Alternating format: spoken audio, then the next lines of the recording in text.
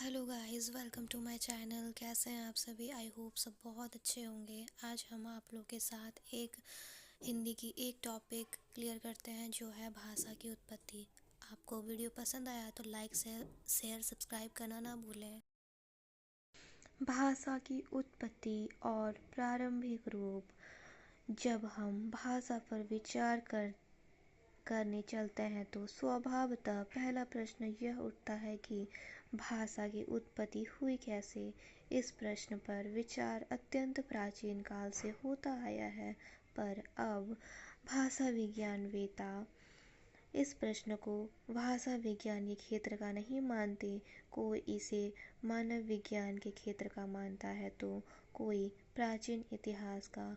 कुछ लोग ऐसे भी हैं जो कहते हैं कि भाषा विज्ञान एक विज्ञान है, अतः इसके अंतर्गत विचारणीय विषय केवल वो हो सकते हैं जिन पर विचार करने के लिए वैज्ञानिक और ठोस आधार हो। किंतु भाषा की उत्पत्ति, जो कदाचित लाखों वर्ष पूर्व हुई थी, पर विचार करने के लिए ऐसे आधार का अभाव है। केवल अनुमान ही लगाया जा सकता है। अतएव यह भाषा विज्ञान का अंग नहीं माना जा सकता। इन्हीं सब बातों के कारण अब से लगभग सवा सदी पूर्व में पेरिस में भाषा विज्ञान परिषद की स्थापना की गई। तो संस्थापक ने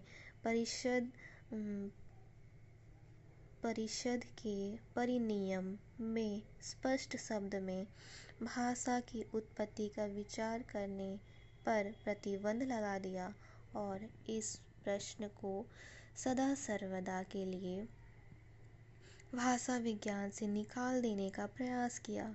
उसके बाद भी अन्य अनेक विद्वान ने इस प्रकार के मत व्यक्त किए और आज तो प्रायतः सभी मूर्धन्य विद्वान इस संबंध में एक मत तो है। इस पर प्रश्न का स्थान भाषा विज्ञान में नहीं, किंतु इस प्रतिबंध और उपेक्षा के बावजूद भी इन बीच के वर्ष में यह प्रश्न बार बार उठाया गया है। और यह कहना भी अनुचित न होगा कि न केवल उठाया गया है, अपितु प्रायतः हर दशक में इस संबंध में एक दो नए सिद्धांत या पुराने सिद्धांत की नवीन व्याख्याएं हमारे समक्ष रखी गई हैं। तभी बड़ी बात सीधी है। जब भाषा विज्ञान भाषा का विज्ञान है तो निश्चय ही भाषा का पूरा इतिहास और उसका हर रूप भाषा विज्ञान के अध्ययन का विषय है। ऐसी स्थिति में भाषा की उत्पत्ति और उसके प्रारंभिक रूप के अध्ययन को निश्चय ही उसके अलग नहीं किया जा सकता, और यह तर्क के विचार करने के लिए सामग्री का अभाव है। अतः उसे विषय से अलग माना जाएगा कोई तर्क नहीं है।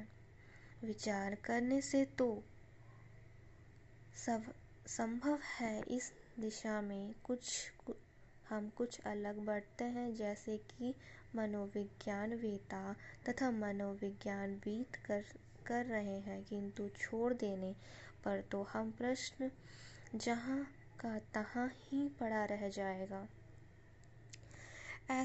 जैसे कि ऊपर संकेत किया जा चुका है, इस प्रश्न पर अत्यंत प्राचीन काल से विचार होता आया है और लोगों ने कई वेदों और सिद्धांतों को इस प्रश्न के उत्तर स्वरूप संसार के समक्ष रखा है।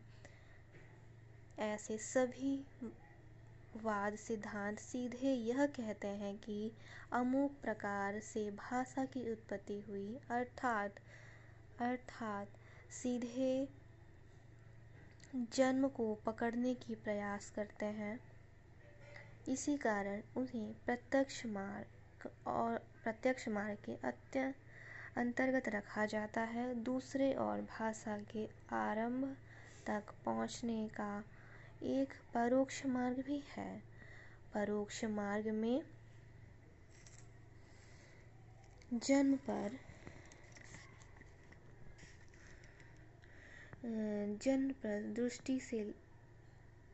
दृष्टि न ले जाकर भाषा के वर्तमान रूप दृष्टि ले आई जाती है और उनके ऐतिहासिक तथा तुलनात्मक अध्ययन आदि के आधार पर सीधे सीधे वर्तमान से भूत की ओर चला जाता है। इसे भाषा की उत्पत्ति पर तो प्रकाश नहीं पड़ता, पर उसके आरंभिक रूप का कुछ अनुमान अवश्य किया जाता है। सो गाइस, कैसा लगा आपको हमारा ये वीडियो?